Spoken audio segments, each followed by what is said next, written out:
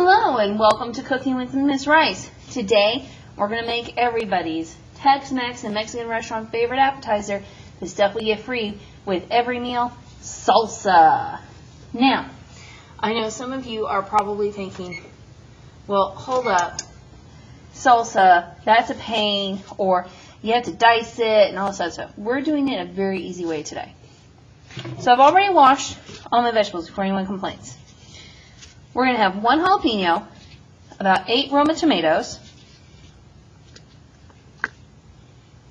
We're going to have about 6 cloves of garlic unwrapped. We're going to need a lime and a half. Well, if they're small. If it's a big lime, then 1 will be fine.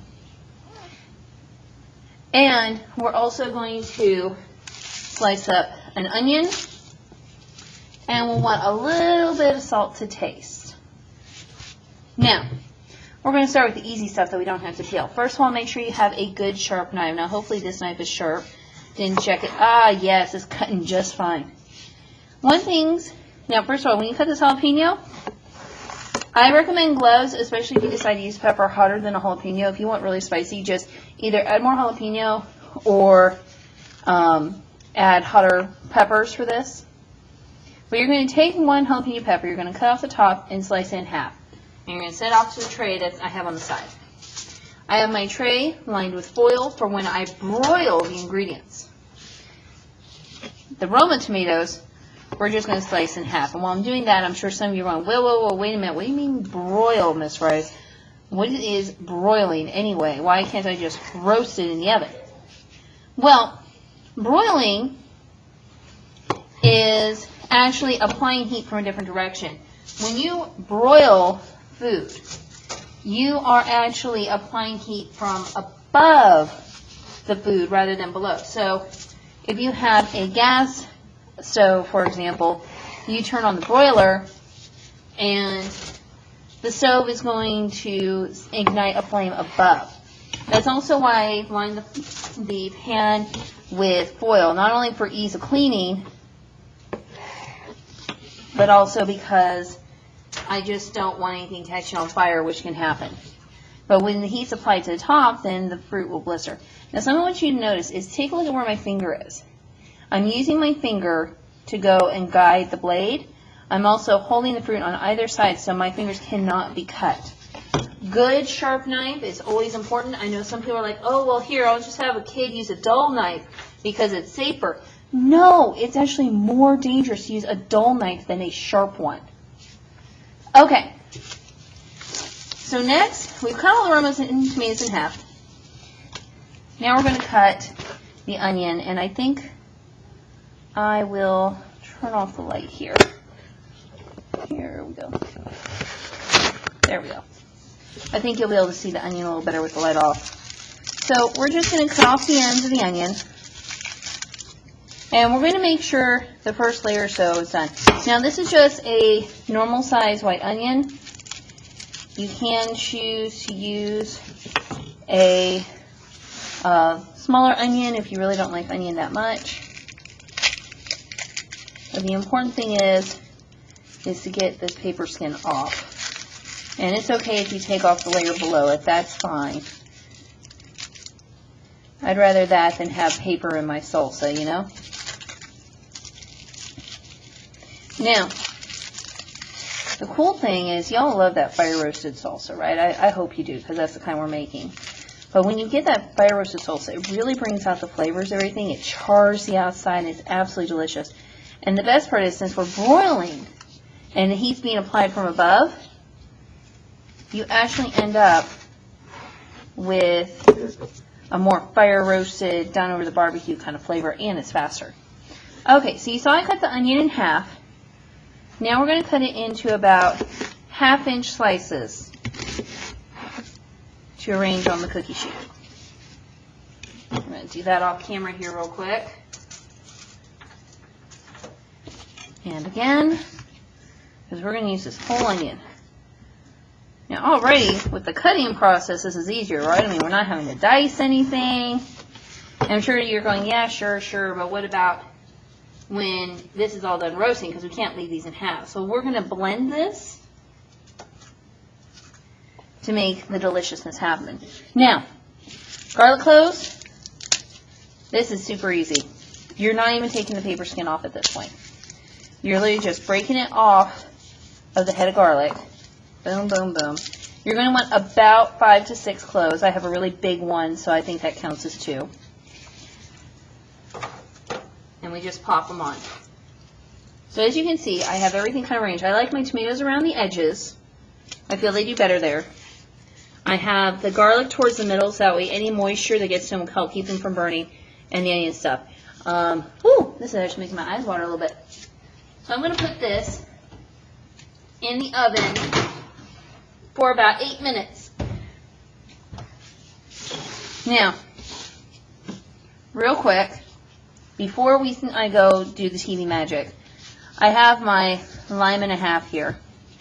I'm going to cut off my lime, and this is what we're doing with it, is we are going to juice it. Now, there's a trick. If you don't have a juicer like this, a good trick is to roll the lime firmly between your hands before you cut it, really loosening everything up, and you can get most of the juice out. But in this case, we're going to just use the juicer.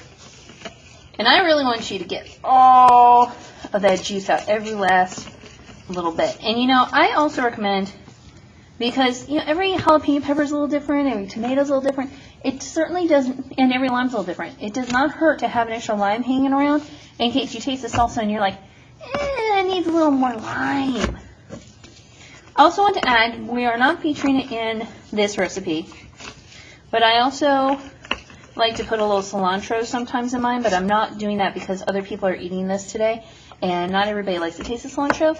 Some people, it tastes like there's soap.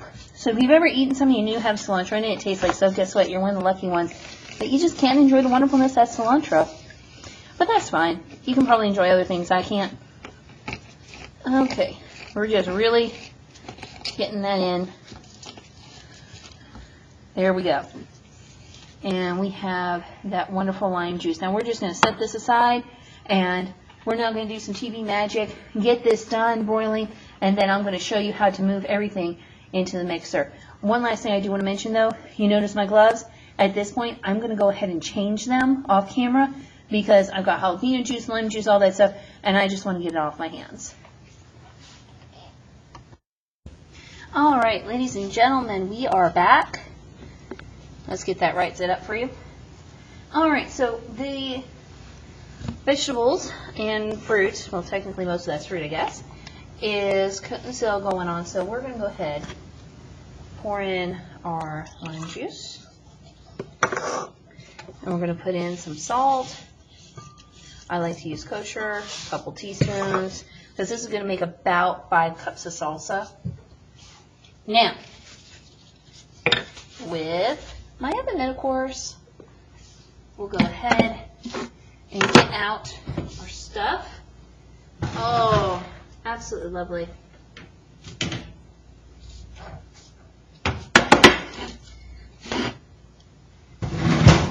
Now, you can certainly have it go a little longer, but do you see that beautiful char there? Oh, it's gorgeous. I love it. So, first thing I'm going to do, and we'll go ahead and have the camera over here for a second, is I'm going to get the garlic and just put it right in here in this little bowl so it doesn't get too soaked. And I'll peel that in a minute once it's cool, because garlic, when it's been roasted, is very hot. So we'll take this moment to instead add in the tomatoes, jalapeno peppers, garlic, and the onion. Get all that loveliness in.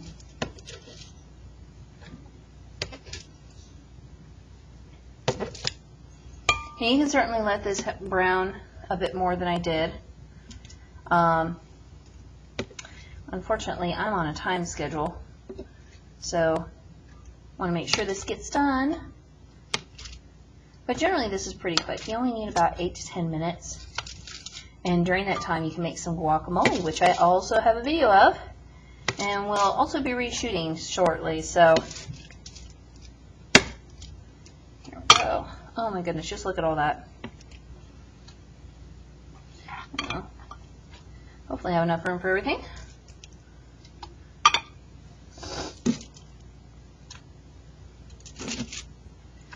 go. Looks like I tore the foil in a couple places, but that's okay. Just means I have to clean the cookie sheet. There we go. You can just see all that loveliness. Now, go into the garlic for a second.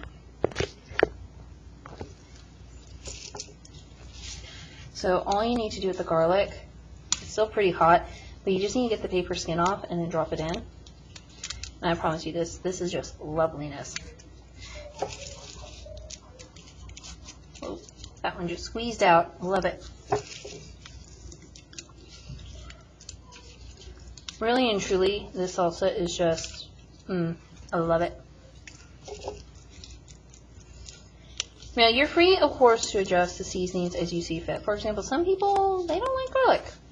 I think you should still put in a couple cloves for flavor, but you can. I have seen people add some cumin to this to really raise the heat level. The way I have it, it sort of does more of a slow heat. Okay, there we go. And now we're going to watch as this deliciousness changes from just a mess of hot ingredients to something really tasty.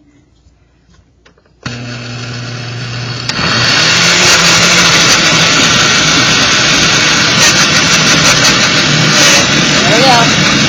Oh, look at that.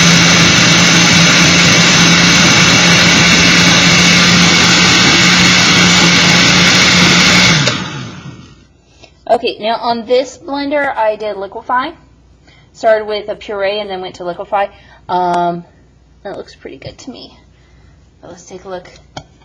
Oh, it's steaming because it's so hot and awesome. Just look at that, folks. Delicious, tasty salsa, perfect for any occasion. Alright, so I hope y'all have enjoyed getting to watch this be made. I'm sorry that you don't get to taste this, but try it at home. It'll be super easy. Best thing is, it only costs about a couple of dollars when you finish it up. Alright, everybody, till next time, happy cooking!